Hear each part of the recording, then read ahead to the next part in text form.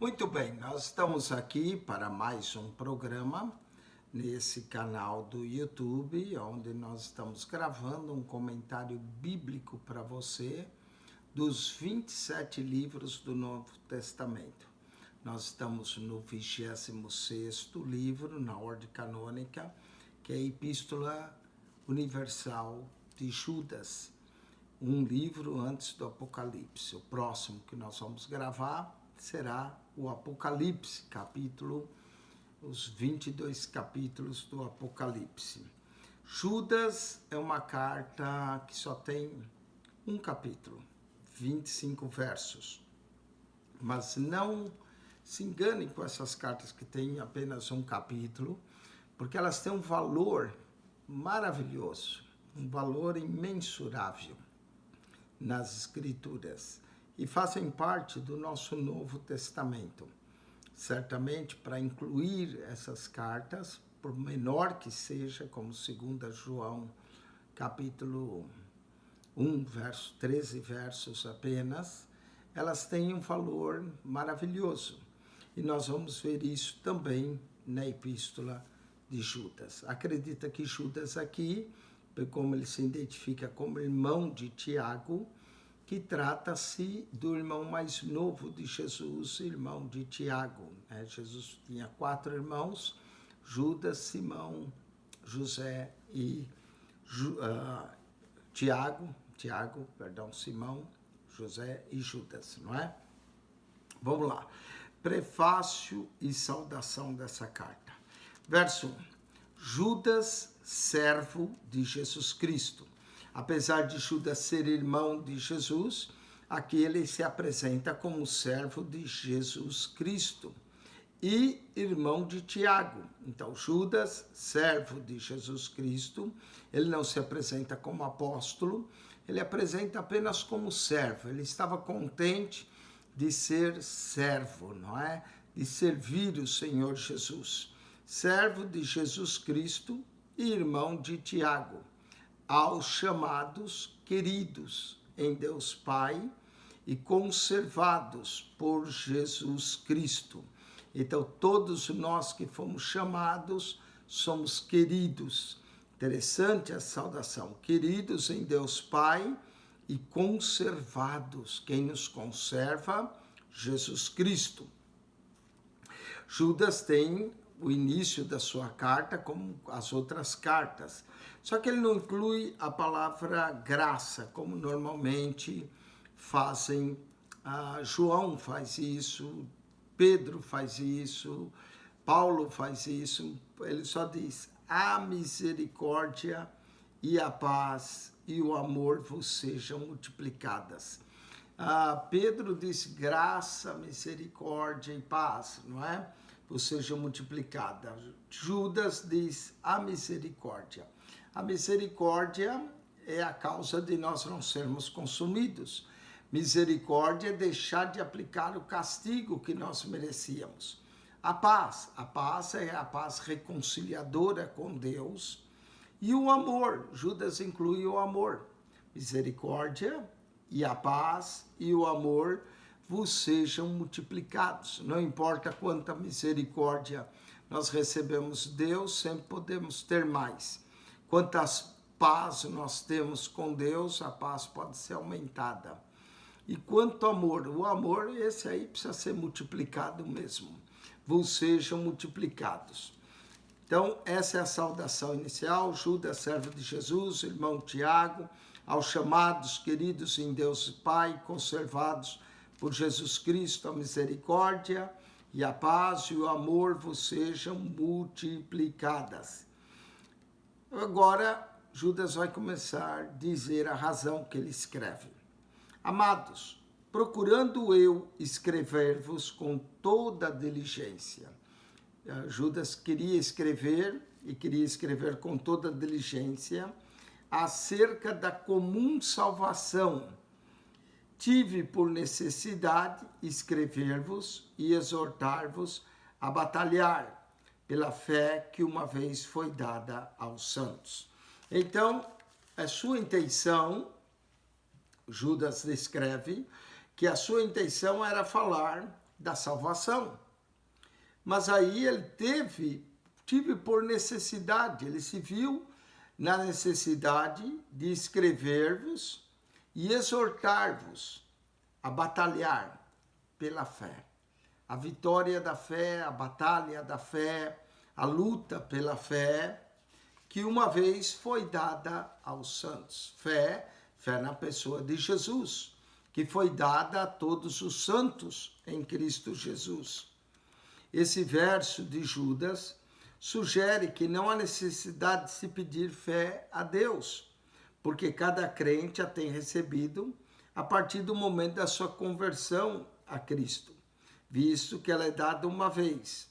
No entanto, aprendemos com Jesus que temos o direito e o dever de pedir a Deus que a nossa fé seja multiplicada, conforme Lucas 17:5 e 2 Tessalonicenses 1:3, que está escrito que a fé pode crescer. A fé que nos foi dada, nós devemos batalhar por ela, para que não venhamos a perder, não é? Nós também vemos que a fé possui 6 dimensões. A fé pode ser pequena, tem gente que tem uma pequena fé. A fé pode ser grande. Em Mateus capítulo 14, quando Pedro afundou, andando depois de andar sobre as águas, Jesus estendeu a mão e disse: por que duvidastes, homem de pequena fé? Não é? A dúvida é o inimigo da fé. E a fé de Pedro ainda era pequena. Mas a mulher sírio-fenícia que veio e pediu para Jesus curar sua filha, mostrou uma grande fé. Jesus disse: grande é a tua fé, mulher. Em Efésios 2:8, nós encontramos a fé salvadora. Em 2 Tessalonicenses 1:3, fala de a fé crescer. Então, a fé crescente. Em Tito 1:4 e Judas 1:3, nós encontramos a fé comum. A fé que nós temos que batalhar. E em 1 João 5:4, nós vamos encontrar a fé que vence. Além disso, nós podemos ter a plenitude da fé. Não é que nós tenhamos a plenitude da fé. Fé pequena, fé grande, fé salvadora, fé crescente, fé comum, fé vencedora, fé plena. Que nós possamos buscar. Judas nos chama a batalhar pela fé que nos foi dada. A fé é dada a nós. Porque se introduziram, e vamos ver por quê. Porque se introduziram alguns que já antes estavam escritos, possivelmente Paulo escreveu, Pedro também escreveu, estavam escritos para esse mesmo juízo. Homens ímpios.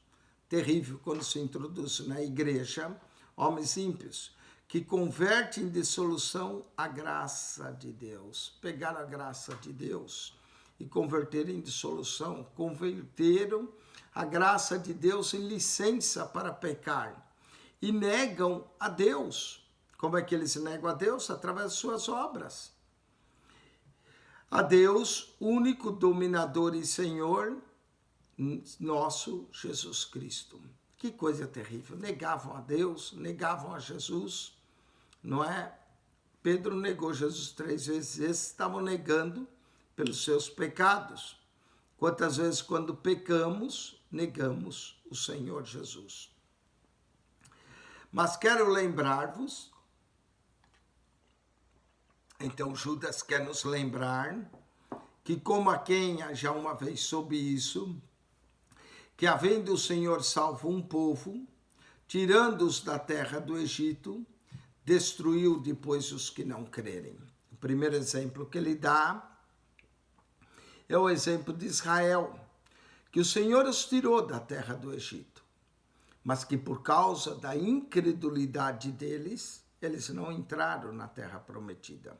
O escritor de Hebreus faz a mesma advertência, a mesma exortação na sua carta. Ele diz que o que impediu Israel de entrar foram 2 pecados, basicamente. Um foi a desobediência e o outro, verso de 3:18, foram desobedientes. E o outro, verso 19, e viram que não puderam entrar por causa da sua incredulidade. Judas diz a mesma coisa. Mas quero lembrar-vos, como quem já uma vez soube isso, que havendo o Senhor salvo um povo, tirando-o da terra do Egito, destruiu depois os que não creram. Todo mundo que saiu do Egito, de 20 anos para cima, acabou caindo no deserto. E por que caíram? Porque não creram, porque perderam a fé, porque naufragaram na fé. Somente Josué e Calebe entraram na terra prometida. Josué era Oséias, filho de Num. Foi chamado Josué, foi o único que entrou, nem o próprio Moisés entrou. Deus destruiu a todos no deserto. E por quê? Porque não creram. Que em nós nunca haja essa fé falsa, essa fé que naufraga, mas que nós possamos batalhar. Ou essa fé que torna a graça, converte em dissolução a graça de Deus. Primeiro exemplo, o povo de Israel. Vamos para o segundo exemplo. E aos anjos que não guardaram o seu principado, mas deixaram sua própria habitação, reservou na escuridão e em prisões eternas até o juízo daquele grande dia. Aqui ele se assemelha com 2 Pedro 2,4.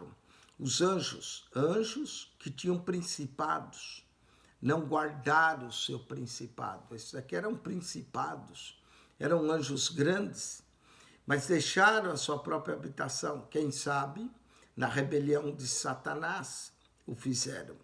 Há o livro de Enoque, que fala que os anjos vieram em Gênesis 6, coabitaram com as mulheres, mas essa ideia, nós não cremos nisso, né? Que habitaram com as mulheres, o livro de Enoque, se Judas está se baseando nisso. Mas não deixaram, não sugere mais a rebelião de Satanás do que esse livro apócrifo de Enoque.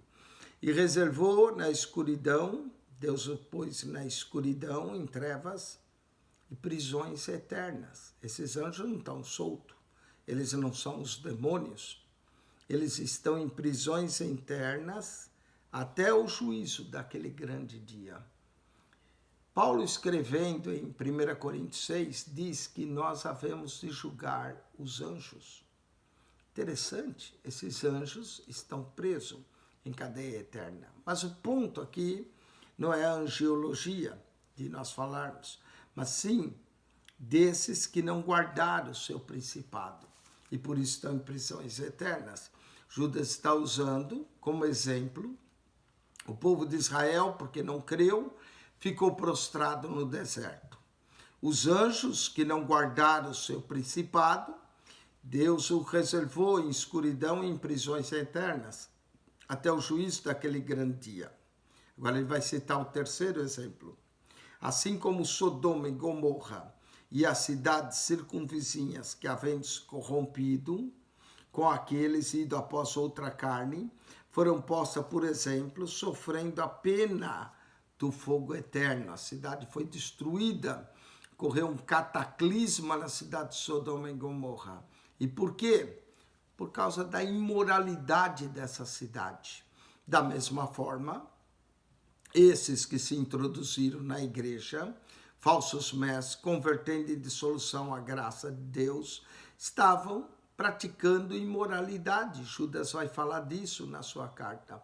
Por isso ele usa o exemplo de Sodoma e Gomorra, que os anjos chegaram lá e eles queriam até praticar imoralidade com os anjos na cidade de Sodoma e Gomorra.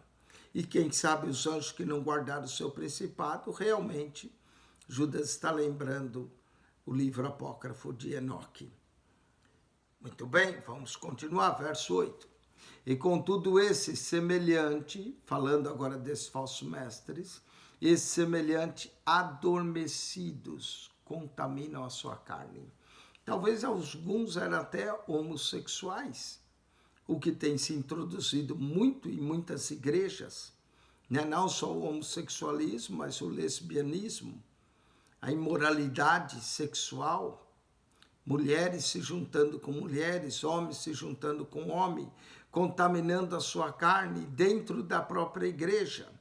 e, semelhante a adormecidos, contaminar a sua carne e rejeitar a dominação, não se submete às autoridades e vituperam as autoridades, ainda falam mal dos pastores, ainda falam mal daqueles que os repreendem, né? Estão vivendo em imoralidade dentro da própria igreja e alguns até querendo cantar lá no altar de Deus, querendo louvar a Deus, mas durante a semana vivem na imoralidade, vivem naquilo que não presta, contaminam a sua carne e rejeitam as autoridades e as dominação e vituperam as autoridades. Vituperam no sentido de ultrajar as autoridades. Verso 9, ele vai dar outro exemplo. Mas o arcanjo Miguel, ele menciona o arcanjo Miguel, já tinha mencionado os anjos, agora vai mencionar o arcanjo. O arcanjo, arquianjo, quer dizer o primeiro anjo. O arcanjo Miguel, que acredita-se que é o anjo guardião, o arcanjo guardião, e Miguel significa aquele que se parece com Deus, o arcanjo guardião da nação de Israel, quando contendia com o diabo queria o corpo de Moisés e disputava a respeito do corpo de Moisés. Para que o diabo queria o corpo de Moisés? Muitos intérpretes da Bíblia creem que aquele povo de Israel era tão idólatra. Lembra quando Moisés esteve 40 dias no monte, eles mandaram Arão fazer um bezerro de ouro para eles e adorar o bezerro. Depois, quando Moisés levantou a serpente no deserto, você acredita que eles passaram a adorar aquela serpente? Satanás, o diabo, sabedor disso, queria o corpo de Moisés para que aquele povo adorasse o corpo de Moisés. A Bíblia diz que o próprio Deus sepultou o corpo de Moisés para que ninguém achasse. Mas Deus, aqui, de acordo com o livro de Judas, Deus mandou, foi o arcanjo Miguel. E o arcanjo Miguel teve que disputar com o diabo a respeito do corpo de Moisés. Mas o arcanjo não ousou pronunciar juízo de maldição. Ele respeitou a autoridade do diabo, porque o diabo também é de uma ordem angelical, um querubim ungido da guarda de Deus. E o arcanjo, ao disputar o corpo de Moisés, não ousou pronunciar juízo de maldição contra ele, contra o diabo. Mas disse, o Senhor te repreenda. O próprio arcanjo Miguel respeitou a autoridade do diabo. O que ele quer dizer com isso? Que o arcanjo teve mais respeito pelo próprio diabo do que esses falsos mestres que contaminam sua carne, rejeitam todo o domínio. Note que eles já tinham rejeitado, negado a Deus, o único dominador e Senhor, nosso Jesus Cristo. Ele menciona isso no verso 4. E é o que ele está mencionando no verso 8, que eles contaminam, rejeitam a dominação e vituperam as autoridades. No mundo angelical existem autoridades. E na mesma coisa, na igreja existem autoridades. Deus coloca o pastor como anjo da igreja. E é preciso respeitar a autoridade do pastor. Mas muita gente vitupera a autoridade, fala mal da autoridade. Se o pastor é duro, ele quer dominar o rebanho. Se ele é mole, ele é muito bonzinho, as pessoas fazem o que quer. E não aceita a autoridade. O pastor é o anjo da igreja e é preciso respeitar a sua autoridade. Ele vela pelas vossas almas como alguém que hão de dar conta. E a gente percebe que a rebelião é tão instalada que até dentro da igreja, principalmente aqueles que vivem no pecado, não querem ser repreendidos. Ele usa o exemplo de Miguel, que contendia com o diabo e disputava a respeito do corpo de Moisés, mas não ousou pronunciar juízo de maldição contra ele, mas disse, o Senhor te repreenda. Verso 10, estes, falando desse falso mestre, porém dizem mal do que não sabem. Que coisa terrível, que juízo aguarda esses falsos mestres. Dizem mal do que não sabem, e naquilo que naturalmente conhecem, como animais irracionais se corrompem. Eles não pensam, pronunciam palavras de blasfêmias e vitupério contra as autoridades, dizem mal do que não sabem, e naquilo que naturalmente conhecem, como animais irracionais, que não pensam, se corrompe. Olha o juízo, verso 11. Ai deles! Aqui Judas se assemelha com Jesus. Jesus pronunciou 8 ais em Mateus 23. Ai de vós, escribas e fariseus. Esses ai são juízo. O Apocalipse menciona dos 3 ais das 3 últimas trombetas que vão tocar. Ai deles, porque entraram pelo caminho de Caim. Oh, caminho terrível. Em vez de entrar pelo caminho de Abel, que agradou a Deus, entraram pelo caminho de Caim. Caim que matou o irmão. E foram levados pelo prêmio de Balaão e pereceram na contradição de Corá. 3 maus exemplos mencionados no verso 11. Caim, Balaão e Corá, que se rebelou contra a autoridade de Arão e de Moisés. Datã, Corá e Abirão. Aqui ele menciona só Corá. Números capítulo 16. A terra abriu, engoliu esses homens, juntamente com as suas famílias. A rebelião de Corá, a contradição de Corá. O prêmio de Balaão. Balaão foi chamado pelo rei de Moabe, Balaque, para que amaldiçoasse o povo de Israel. Ele foi consultar o Senhor disse não vai. Mas aí Balaque mandou mais homens com melhores ofertas, e ele, vendo o prêmio que ia receber, a recompensa financeira, decidiu ir. Deus abriu a boca da jumenta, que repreendeu a loucura do profeta. E Deus disse, você vai falar somente o que eu te mandar. E ele fez isso. Mas aí, quando Balaque disse que não ia lhe dar o presente, não ia lhe dar o prêmio, ele ensinou Balaque a introduzir mulheres moabitas para que ela se prostituísse com o povo de Israel. O prêmio de Balaão. E o caminho de Caim. Segundo Pedro, Pedro fala de 3 caminhos bons. O caminho da verdade, 2 Pedro 2:2. O caminho direito, 2 Pedro 2:15. E o caminho da justiça, 2 Pedro 2:21. E aí ele menciona o caminho de Balaão. Aqui, Judas menciona o caminho de Caim, o primeiro homicida da Bíblia, que matou o seu irmão. Caim, caminho de Caim. Esses entraram pelo caminho de Caim, levados pelo engano do prêmio de Balaão, e pereceram na contradição de Corá. 3 terríveis maus exemplos do Antigo Testamento: Caim, Balaão e Corá. Estes são manchas em vossas festas de fraternidade. Note que eles se introduziram para, quem sabe, deitar com algumas mulheres, ou até homens com homens mesmo. Esses são manchas em vossa festa de fraternidade, banqueteando-se convosco e apacentando a si mesmos sem temor. Sentavam para comer e, quem sabe, falavam malícia, falavam coisas que não prestavam, corrompendo o povo de Deus.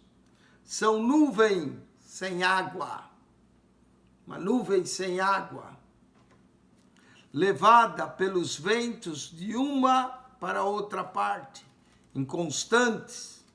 São como árvores murchas. Olha as metáforas que Judas vai usando aqui. Eles apacentam-se a si mesmos, nuvens sem água, levada pelo vento de uma para outra parte. São como árvores murchas, não dá fruto nenhum, infrutíferas, 2 vezes mortas e desraigadas. Que coisa terrível. É gente que está dentro da igreja, não dá fruto, é gente murcha, é gente morta, desraigada, está ocupando espaço desnecessário. Ondas impetuosas do mar, as metáforas não param, que escumam as suas mesmas abominações, cheios de abominações, estrelas errantes, estrelas que perdem-se, não é? Como meteoros que caem, que parece uma estrela, estrelas errantes, para as quais está reservada a negrura das trevas. Que juízo terrível sobre esses que se introduzem na igreja para viver em pecado, imoralidade, homossexualidade, lesbianismo, tudo que não presta, mancham a sua carne, estão eternamente reservados à negrura das trevas. E desses profetizou também Enoque, o 7º depois de Adão, dizendo: eis que é vindo o Senhor com milhares de seus santos. Ele usa o livro de Enoque, 1º Enoque, um livro que apareceu 100 anos antes de Cristo. Ele não está dizendo que Enoque é inspirado, mas ele está usando a história de Enoque e mencionando o 7º depois de Adão, que está correto no livro de Gênesis, e a mensagem que tem: eis que vem o Senhor com milhares de seus santos. O Senhor vem para julgar as nações. Aqui ele anuncia mais uma vez a volta de Cristo. 318 vezes o Novo Testamento fala da volta de Jesus. Jesus virá com milhares de seus santos. E aqui é que nós cremos que esses milhares de seus santos são os santos que já foram arrebatados e que voltam com Cristo quando ele vem para estabelecer o seu reino milenar, por fim a grande tribulação e julgar vivos e mortos pelo seu reino. Esse que é vindo, Judas menciona 2 coisas. Uma é de Moisés, essa contenda do arcanjo Miguel com o diabo. Isso é uma tradição judaica. Outra coisa que Judas menciona é Enoque, outra tradição judaica. Não é? Ao mencionar essas tradições, note que ele está escrevendo a judeus, ele conhece, quem sabe a gentios também, ou quem sabe gentios e judeus, que a igreja era formada desses 2 grupos, mas principalmente os judeus conheciam isso. E Judas se mostra um conhecedor das tradições judaicas. Eis que vem o Senhor com milhares de seus santos, verso 15, para fazer juízo contra todos. A volta de Cristo, ele vem como juiz. Na primeira vinda, ele veio como servo sofredor. O servo sofredor do cântico de Isaías, do capítulo 40 em diante, mais especificamente 42, o servo sofredor. Mas agora, quando Jesus vier, na sua segunda vinda, ele não vem mais como servo sofredor, ele vem como juiz para julgar os vivos e os mortos. Ele vem como rei, sobre sua cabeça está uma coroa de 10 diademas.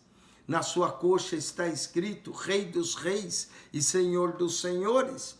Ele vem para fazer juízo e condenar dentre ele todos os ímpios, todos que andam na impiedade, por todas as suas obras de impiedade que impiamente cometeram, e que por todas as duras palavras que ímpios pecadores disseram contra ele. Toda blasfêmia, tudo aquilo que eles falaram contra Jesus vão dar conta no dia do juízo. Pode se banquetear nas festas, pode falar besteira, pode dizer, Deus não faz nada, a gente está pecando, depois a gente vai e pede perdão.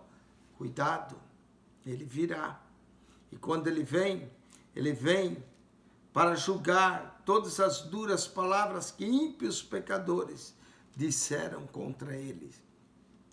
Esses são murmuradores, queixosos da sua sorte, andando segundo as suas concupiscências, em vez de andar no Espírito, em vez de andar no caminho da santidade, eles andam segundo os seus desejos, e cuja boca diz coisas muito arrogantes, são arrogantes mesmo, falam mal das autoridades, falam mal de pastores, falam mal da palavra de Deus, arrogantes, admirando-se as pessoas por causa de interesse.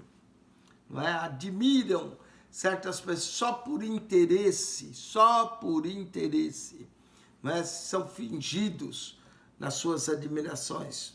Mas vós, amados de Judas, lembrai-vos das palavras que foram preditas pelos apóstolos, Paulo, Pedro, João, tinha dito, Tiago, de nosso Senhor Jesus Cristo, os quais diziam, principalmente Paulo, os quais diziam que no último tempo haveriam escarnecedores.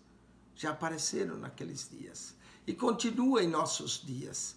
Gente escarnecedora, gente que está na igreja só para pecar, só para fazer coisa errada, escarnecedores que andariam segundo as suas ímpias concupiscências. Eles não têm só concupiscência da carne, a concupiscência é ímpia.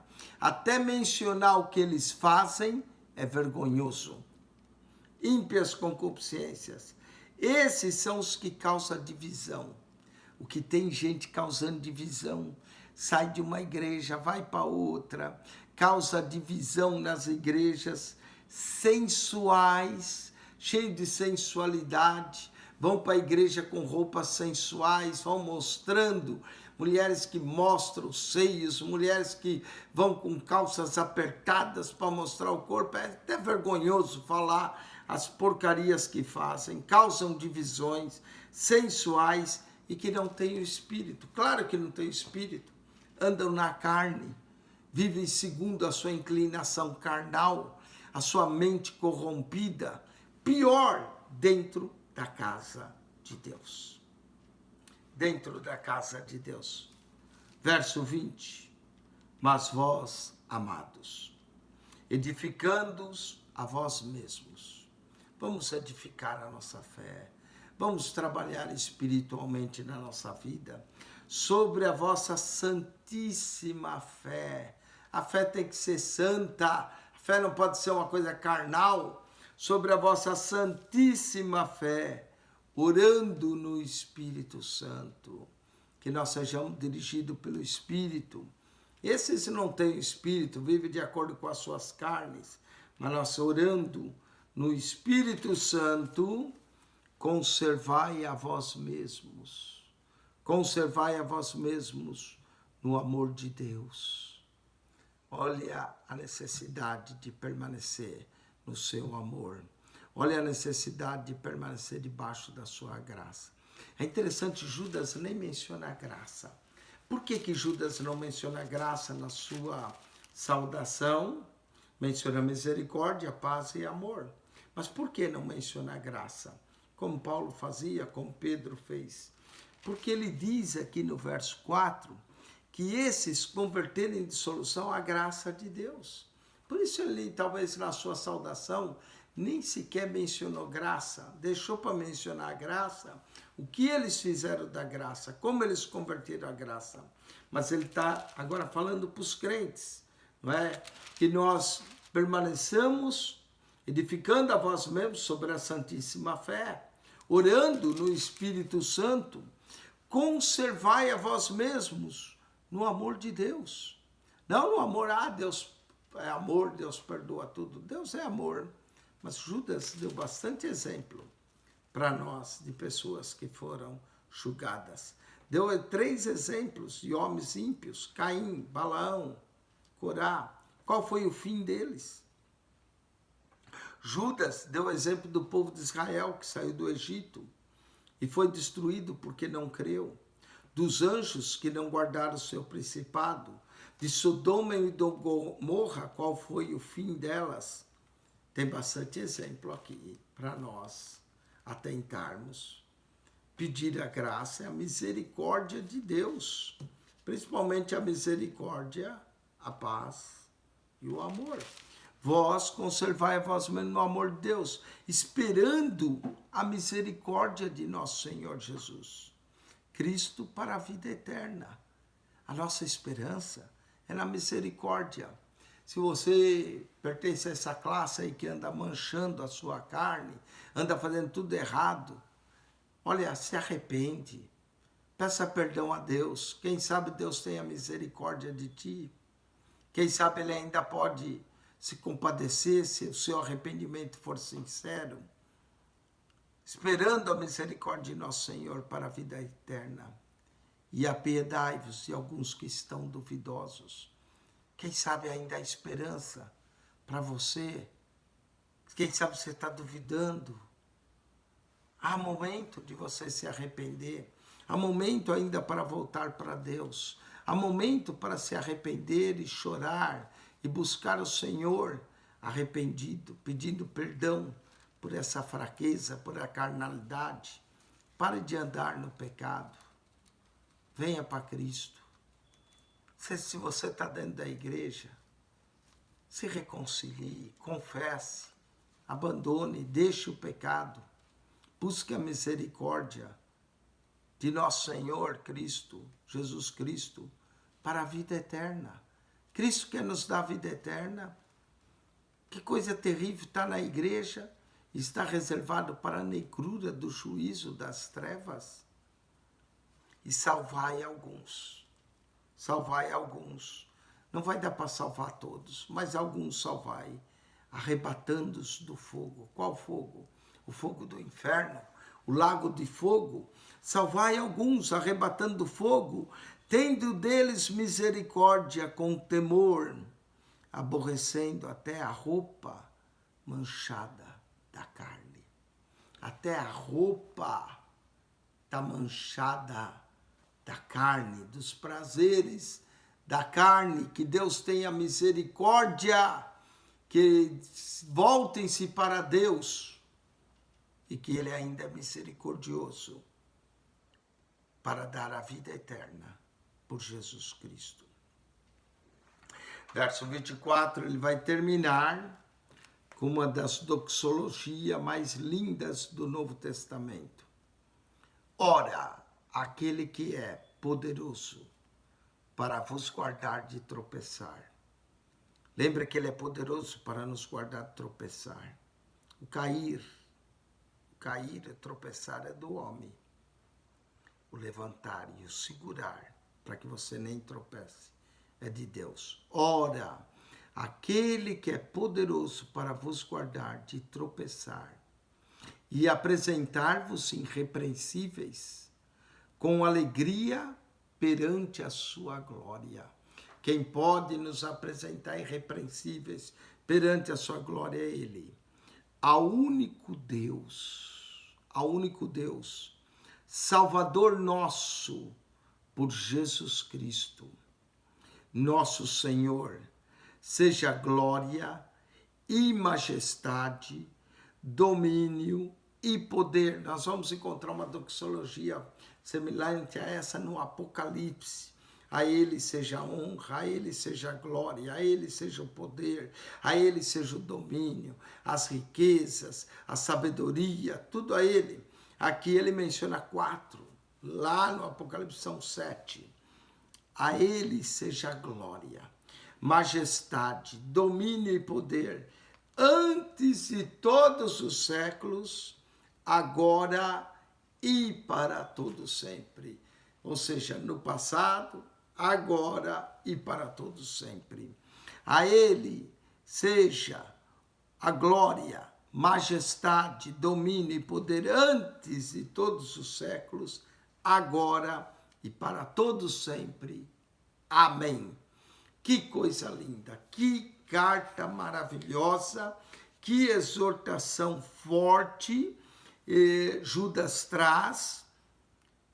Que tristeza para aqueles que estão vivendo com sua carne contaminada, a qual está reservada a negrura das trevas, está reservado o juízo por causa de suas obras, mas quem sabe, ainda há tempo de se arrepender. Quem sabe essa carta foi escrita para te advertir, para te exortar, como Judas diz, logo no início de sua carta. Ele diz aqui, amados, procurando escrever acerca da comum salvação, tive por necessidade de escrever e exortar-vos a batalhar pela fé, que uma vez foi dada aos santos. Quem sabe você teve essa fé santíssima, já teve o Espírito, mas você se deixou dominar pelas concupiscências, pelos desejos pecaminosos, e quando fez, como não aconteceu nada de mal logo de imediato, você achou que Deus está aprovando, continuou fazendo, manchando, continuou agindo erradamente, esquecendo que a longanimidade de Deus é para te dar tempo de arrependimento, para ver se alcança a misericórdia de nosso Senhor Jesus Cristo, para a vida eterna. Quem sabe se você buscar o Senhor com lágrimas, se arrepender, como Tiago diz, limpai as mãos, pecadores, sujeitai-vos a Deus, humilhai-vos perante a potente mão de Deus, para achar graça. Tire a soberba, tire esse orgulho bobo e se arrepende, venha para Cristo, entregue sua vida a Ele, confia nele e Ele tudo fará. Ele te ama, Ele morreu na cruz por você. Ele é poderoso para te guardar de tropeçar. Ele é poderoso para nos apresentar irrepreensíveis, com alegria perante a sua glória. Ao único Deus, Salvador, nosso Senhor, seja glória, majestade, domínio e poder antes dos séculos, agora e para todos sempre. Amém. Somente Deus pode conceder-nos vida abundante. Somente Deus pode satisfazer-nos. Os desejos da carne não satisfazem. Somente Ele pode salvar-nos. Somente Ele pode nos levantar, caso estejamos caindo. Somente Ele pode perdoar-nos. Somente Ele pode nos guardar, nos conservar e nos apresentar irrepreensíveis com alegria perante a sua glória. Que Deus te abençoe. Que a graça de nosso Senhor Jesus Cristo seja com todos vós. O amor de Deus, nosso Pai, e a comunhão do Espírito Santo de Deus. Quem esteve convosco, mais uma vez, pastor Eugênio Piacentini, leia essa carta novamente. Leia, medite nos exemplos que Judas deu, nas palavras de exortação, no cuidado que nós devemos ter, no juízo que virá vindouro, porque o Senhor vai vir. E quando Ele vir, os seus olhos são como chama de fogo. Ele vai julgar toda obra má, todo mal que nós fizemos no corpo, iremos receber a justa retribuição pelos nossos pecados. Mas quem sabe se nós nos arrependermos, buscarmos sua graça, sua misericórdia, a misericórdia de nosso Senhor, nos conservar a nós mesmos no amor de Deus e buscar a misericórdia de nosso Senhor para a vida eterna, ainda podemos alcançar a vida eterna. Deus é rico em misericórdia. Deus não se agrada com a condenação do ímpio. Antes manda que todos os homens, em todos os lugares, se arrependam. Carta de Judas fala fortemente conosco. E prepara-nos para o que vem aí, Apocalipse, mais forte ainda. A revelação de nosso Senhor e e Salvador Jesus Cristo. O 27º livro do Novo Testamento, Apocalipse, que será o último livro que nós vamos estudar. Só nos resta 22 capítulos para concluir os 260. Só nos resta um livro maravilhoso, que é o livro de Apocalipse. Mas cada carta, e essa de Judas não é diferente, tem o seu valor. 2 Pedro nos exorta a mesma coisa.